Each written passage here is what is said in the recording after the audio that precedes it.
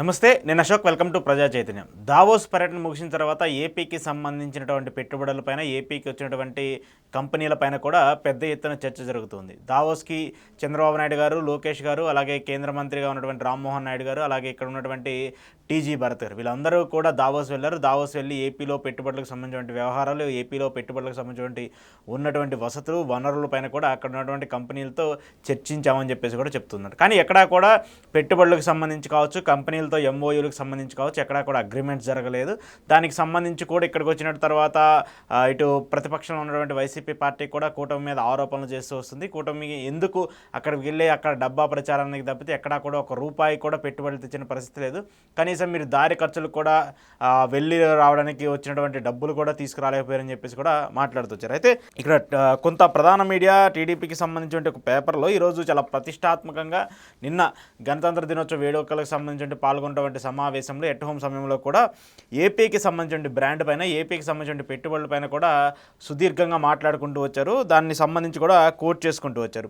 7 నెలల్లో 6 లక్షల కోట్ల పెట్టుబడులు అని చెప్పేసి ప్రధానంగా మెన్షన్ చేసుకుంటూ వచ్చారు ఒక పత్రికకు సంబంధించి. అయితే 7 నెలల్లో 6 లక్షల కోట్ల పెట్టుబడులు ఎక్కడ జరిగాయి, 4 లక్షల మందికి ఉద్యోగ అవకాశాలు అంటూ కూడా ప్రధానంగా దీనికి సంబంధించి మెన్షన్ చేసుకుంటూ వస్తున్నారు.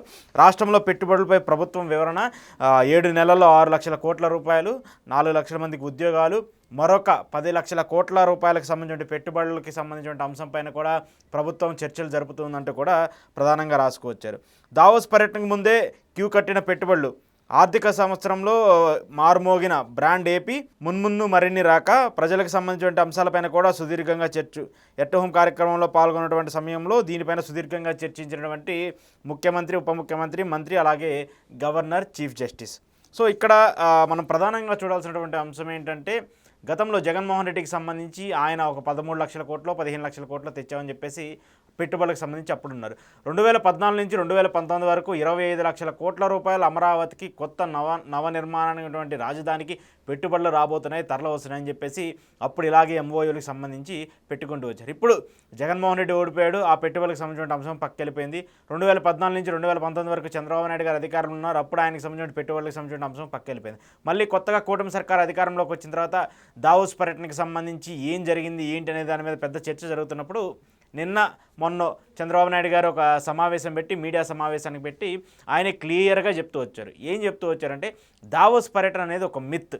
అక్కడికి వెళ్ళేది ఎందుకంటే ఇక్కడ రాష్ట్రాలకు సంబంధించినటువంటి ముఖ్యమంత్రులతో సమావేశాలు కావచ్చు, లేదంటే అక్కడ ఉన్నటువంటి పరిధులు కావచ్చు, లేదంటే పెట్టుబడులకు సంబంధించినటువంటి రాష్ట్రంలో ఉన్నటువంటి మంత్రులకు సంబంధించి కావచ్చు, అన్నీ కూడా అక్కడికి వెళ్ళి మాట్లాడుకోవడానికి సంబంధించింది మాత్రమే.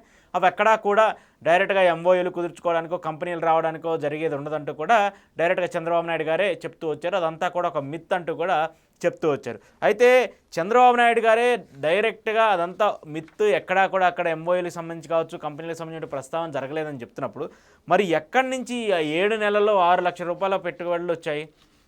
6 లక్షల కోట్ల రూపాయల పెట్టుబడులు అంటే ఎన్ని ఎంఓయూలు అయ్యాయి? ఈ 6 లక్షల కోట్లకు సంబంధించి ఎన్ని కంపెనీలు రేపు ప్రారంభం కాబోతున్నాయి, ఎన్ని కంపెనీలు శంకుస్థాపన చేయబోతున్నాయి అనేది తెలియాల్సి ఉంది. దాంతోపాటు జగన్మోహన్ రెడ్డికి సంబంధించి 2019 నుంచి 2024 పాలనకి సంబంధించి, అంటే ఆయన పరిపాలనలో చూసుకుంటే ఆయన తీసుకొచ్చినటువంటి కంపెనీలు కావచ్చు, ఆయన తీసుకొచ్చినటువంటి పెట్టుబడులు కావచ్చు, ఆయన నెలకొన్నటువంటి పారిశ్రామికలు కావచ్చు, ఇవన్నీ చూసుకుంటే ఎక్కడా కూడా ఆయన ఏం చేయలేదు. అంటే 7 నెలల్లోనే కూటమి సర్కార్ అధికారంలోకి వచ్చినటువంటి 7 నెలల సమయంలోనే జగన్మోహన్ రెడ్డి 5 ఏళ్ల పాలనలో తీసుకొచ్చినటువంటి పెట్టుబడుల కంటే ఎక్కువ తీసుకొచ్చామని చెప్పేసి టీడీపీ సర్కార్ చెప్తుంది. దానికి సంబంధించి మీడియా ఈ అంశానికి సంబంధించి పెద్ద ఎత్తున రాసుకుంటూ వస్తుంది. మరి ఇదంతా ఏంటి? ఇదంతా నిజమైతే, ఒకవేళ నిజంగా ఈ ఎంఓయూలు జరిగితే, నిజంగా ఈ ఎంఓయూలకు సంబంధించినటువంటి ప్రభుత్వంతో ఒప్పందాలు జరిగితే ఈ కంపెనీలన్నీ ఎప్పుడు వస్తాయి? ఈ 4 లక్షల మంది ఉద్యోగాలకి ఎప్పుడు ఇస్తారు? ఈ 4 లక్షల మందికి సంబంధించిన ఉద్యోగ భద్రత ఎలా కల్పిస్తారు అనేది కూడా కూటమి సర్కార్ చెప్పాలి.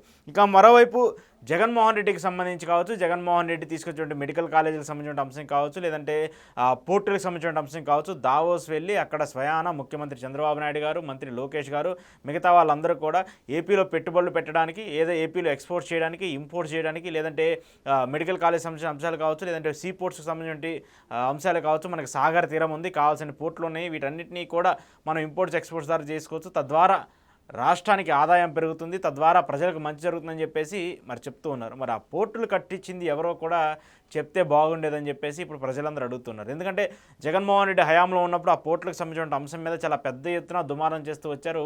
ఇప్పుడు అధికారంలో ఉన్నటువంటి చంద్రబాబు నాయుడు గారు కావచ్చు, లోకేష్ గారు కావచ్చు, పవన్ కళ్యాణ్ గారు కావచ్చు. మరి ఇలాంటి ఆరోపణలు చేసినప్పుడు అవే వాటిని ఆరోపణలు తిప్పికొట్టే విధంగా ఎందుకు చెప్పలేకపోతున్నారు? అవన్నీ కూడా అబద్ధము, జగన్మోహన్ రెడ్డి ఏం చేయలేదని ఎందుకు చెప్పలేకపోతున్నారు? ఎందుకంటే అది జగన్మోహన్ రెడ్డి చేశారు కాబట్టి. ఆ పోర్టులకు సంబంధించిన వ్యవహారాలు కావచ్చు, కాలేజీకి సంబంధించిన వ్యవహారాలు కావచ్చు, మెయిన్గా డెవలప్మెంట్కి సంబంధించిన వ్యవహారాలు కావచ్చు, ఇవన్నీ కూడా జగన్మోహన్ రెడ్డికి సంబంధించిన అంశాలుగా మనం చెప్పుకోవచ్చు. మరి ఇంత పెద్ద ఎత్తున చేసినా కూడా జగన్మోహన్ రెడ్డికి సంబంధించి, జగన్మోహన్ రెడ్డి ఆయన అధికారంలో ఉన్నటువంటి 5 ఏళ్ళకి సంబంధించి కూడా ఒక మళ్ళీ వెనక నెడుతూనే ఆయన చేసింది ఏం లేదంటూ కూడా ఒక వార్త రాసుకొచ్చాడు. 2019-2024 మధ్య జగన్ పాలనలో రాష్ట్రానికి చెప్పుకోదగ్గ ఒక్క పరిశ్రమ కూడా రాలేదు. అదానీ, రిలయన్స్ నుంచి జగన్ ప్రభుత్వంపై కాలంలో ఒప్పందాలు జరిగాయి. అవి కూడా అక్కడ అమలు చేసే పరిస్థితి లేదు. ఇప్పుడు చంద్రబాబు నాయుడు అధికారంలోకి వచ్చిన తర్వాత ఆ కంపెనీలన్నింటినీ తిరిగి తీసుకురావడానికి జగన్మోహన్ రెడ్డి తీసినటువంటి అరాచకాలన్నింటిని పక్కన పెట్టేసి మేము వచ్చామనేటువంటి ఒక నమ్మకాన్ని పారిశ్రామికవేత్తల్లో కల్పిస్తూ చంద్రబాబు నాయుడు మళ్ళీ వెళ్ళిపోయినటువంటి కంపెనీలన్నింటినీ కూడా తిరిగి తీసుకొస్తున్నామని చెప్పేసి కూడా చెప్తూ రాస్తూ వచ్చారు. జగన్మోహన్ రెడ్డి అదానికి సంబంధించిన డేటా సెంటర్ని తీసుకొచ్చారా లేదో మరి కూటమి సర్కార్కి తెలుసు. అలాగే ఇటీవల విశాఖకు సంబంధించి 2,20,000 కోట్ల రూపాయల పెట్టుబడులకు సంబంధించి ప్రధాని మోదీ, ఉప ముఖ్యమంత్రి పవన్ కళ్యాణ్, ముఖ్యమంత్రి చంద్రబాబు నాయుడు గారు, కాబోయే డిప్యూటీ సీఎం లోకేష్ గారిని పక్కన పెట్టుకొని ప్రారంభాలు చేసేటటువంటి 2,10,000 కోట్లకు సంబంధించిన ఒప్పందాలు గత ప్రభుత్వంలో జరిగినవి కాదా? గత ప్రభుత్వంలో చేసినటువంటి ఒప్పందాలు కాదా? మరి జగన్మోహన్ రెడ్డి చెప్పుకోదగ్గ ఒక్క కంపెనీ కూడా తీసుకోబోతే ప్రధానమంత్రి ఆ కంపెనీలన్నింటినీ ఎలా ప్రారంభిస్తారు, వాటన్నిటికి సంబంధించిన శంకుస్థాపనలు ఎలా చేస్తారు అనేది కూడా ఇప్పుడు రాసినటువంటి ఈ రాతలకు సంబంధించో లేదంటే ఇప్పుడు రాసినటువంటి అంశాలకు సంబంధించో మీరు ప్రస్తావిస్తున్నటువంటి ఇష్యూస్కి సంబంధించి కూడా చేస్తూ ఉండేది. దాంతోపాటు గ్రీన్కో ప్రాజెక్టుకి సంబంధించి పవన్ కళ్యాణ్ గారు అక్కడికి వెళ్ళి దాన్ని పరిశీలించి దాన్ని పరామర్శించి అబ్బా ఇంత అద్భుతంగా కట్టారా జగన్మోహన్ రెడ్డి, రాబోయే రోజుల్లో ఇది ఒక పెద్ద హబ్గా కాబోతుంది, దీనికి సంబంధించి అటవీ శాఖకు సంబంధించి ఏవైతే వనరులు, వసతులు, ఇంకేమైతే కావాలో అది నా శాఖకు సంబంధించి ఉంది కాబట్టి నేను వెంటనే ఇచ్చేస్తానని చెప్పేసి కూడా చెప్తూ వచ్చారు. మరి ఇవన్నీ కూడా జగన్మోహన్ రెడ్డి చేయకపోతే మీరు ఎలా ప్రస్తావిస్తారు, ఎలా మాట్లాడుతూ వస్తారు? 7 నెలల్లో 6 లక్షల కోట్ల రూపాయల పెట్టుబడులు అంటే ఆ ఎంఓయూలు జరిగితే ఎంతవరకు ఆ 6 లక్షల కోట్లు 2 లక్షల కోట్ల రూపాయల పెట్టుబడులు వచ్చినా కూడా మహా అద్భుతం. 2014 నుంచి ఇప్పుడు 2024 వరకు కూడా ఈ 10 ఏళ్లలో జరిగినటువంటి పెట్టుబడులు ఏపీలో 100% ఫుల్ఫిల్ అయ్యి కంపెనీలు ప్రారంభమయ్యి కంపెనీలు పెట్టుబడులు పెట్టేసి ఇక్కడ ఉద్యోగ కల్పన జరిగింది మహా అయితే 3 లక్షల కోట్ల రూపాయలకు దిగువనే. అంటే 10 ఏళ్లలో పూర్తి స్థాయిలో పెట్టుబడులు పెట్టినటువంటి పరిస్థితి ఏంటంటే బిలో 3 lakhs crores, 3 లక్షల కోట్ల కంటే తక్కువే. మరి ఈ 10 ఏళ్లలోనే 3 లక్షల కోట్ల రూపాయల పెట్టుబడులు 100% ఫుల్ఫిల్ అయ్యి అక్కడ గ్రౌండ్ అయ్యి ఉన్నాయంటే మరి ఈ 7 నెలల్లో 6 లక్షల కోట్ల రూపాయల పెట్టుబడులు ఎలా వచ్చాయి, ఎలా వస్తాయి, ఎంతమందికి ఉద్యోగాలు కల్పించారు అనేది, అంటే ఇవి రాతల్లోనే ఉన్నాయి కానీ చేతల్లో లేదు అనేది మనకు చూస్తే అర్థమవుతుంది. గతంలో కూడా 2014 నుంచి 2019 వరకు కూడా కొత్తగా రాష్ట్రం విభజన జరిగిన తర్వాత ఆంధ్రప్రదేశ్కి కంపెనీలు తరలి వస్తున్నాయి, ఆంధ్రప్రదేశ్కి కంపెనీలు పరిగెత్తుకుంటూ వస్తున్నాయి, ఆంధ్రప్రదేశ్కి లక్షల కోట్ల పెట్టుబడులు వస్తున్నాయని చెప్పేసి ఇదే పత్రికలకు సంబంధించి కావచ్చు, మీడియా కావచ్చు ప్రధానంగా మాట్లాడేటువంటి తరుణంలో 25 లక్షల కోట్ల రూపాయల పెట్టుబడులు అప్పుడు చంద్రబాబు నాయుడు గారు తీసుకొచ్చారని చెప్తూ ఉన్నప్పుడు మరి ఎందుకు 25 లక్షల కోట్ల రూపాయల పెట్టుబడులకు సంబంధించి కనీసం 10% అంటే 2.5 లక్షల కోట్ల రూపాయల పెట్టుబడులు కూడా ఎందుకు అక్కడ గ్రౌండ్ అవ్వలేదు, ఎందుకు అక్కడ నెలకొల్పలేకపోయాయి?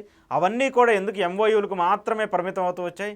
అవన్నీ కూడా ఓన్లీ సంతకాలు పెట్టినటువంటి పేపర్లుగా మాత్రమే మిగిలిపోతూ వచ్చాయి అనేది కూడా ఇప్పుడు మాట్లాడేటువంటి మాటలు కావచ్చు, ఇప్పుడు చేసేటువంటి వ్యాఖ్యలకు సంబంధించిన వ్యక్తులకు సంబంధించి కావచ్చు అర్థం చేసుకుంటే సరిపోతుంది. సో ఇవన్నీ కూడా ఏంటంటే దావోస్కి సంబంధించిన వ్యవహారాన్ని, దావోస్కి సంబంధించిన పరిస్థితిని అన్నింటినీ కూడా పక్కన పెట్టడానికి, వాటన్నిటిని కూడా మ్యానిపులేట్ చేయడానికి తప్పితే ఎక్కడా కూడా దీనికి సంబంధించినటువంటి వాస్తవం నిజం అనేది లేదనేది మనకి చూస్తుంటే అర్థమవుతుంది.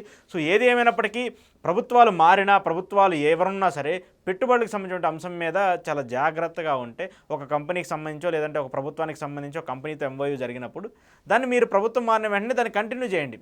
ఒక గత ప్రభుత్వం ఈ బెనిఫిట్స్ ఇచ్చింది కదా, సో మా ప్రభుత్వం వచ్చింది కాబట్టి దీనికి సంబంధించిన ఈ వసతులు ఇస్తాము, మీరు 1,00,000 కోట్ల పెట్టుబడులు పెట్టారు కదా, ఇంకొంత ఎక్కువ పెట్టుబడులు పెట్టండి, ఇంతమందికి ఉద్యోగ కల్పన ఇవ్వండి, లోకల్గా ఉన్నటువంటి పర్సంటేజ్ ఉన్నటువంటి పీపుల్కి వాళ్ళకి 40%, 50%, 60% మెజార్టీ పర్సంటేజ్ లోకల్ పీపుల్కి ఇవ్వండి అని చెప్పేసి అలా డిమాండ్ చేయాలి, అలా రిక్వెస్ట్ చేయాలి, అలా అడిగి అక్కడ పరిశ్రమలు పెట్టించుకోవాలి. లేదు జిందాల్కి సంబంధించి జిందాల్ మీద ఆరోపణలు ఉన్నాయి కాబట్టి ఆయన కంపెనీని పంపించేయండి, లేదంటే జాకీ కంపెనీ వచ్చింది కడ్రాయిల కంపెనీ అని చెప్పేసి దాని మీద సెటైర్లు వేయటము, లేదంటే ఇంకో కంపెనీ వచ్చిందని ఇలా ఆరోపణలు చేయడం కంటే కూడా వాస్తవానికి నిజానికి నిర్భయంగా మీరు డైరెక్ట్గా ఏమి ఉన్నాయి ఏమి లేవు అనేది చెప్తే బాగుంటుంది తప్పితే, కానీ ఇలా ఆరోపణలు చేసుకుంటూ లేదంటే ఆ బ్రాండ్ని డబ్బా కొట్టుకోవడానికి ఏపీ బ్రాండ్ పెరిగిపోయిందని చెప్పేసి డబ్బా కొట్టుకోవడానికో లేదంటే పేపర్లో చూపించుకోవడానికో చేస్తే మాత్రము ప్రజలు నమ్మే పరిస్థితి ఉండదు, తద్వారా మీకే నష్టం చేకూరే అవకాశం కనిపిస్తుంది.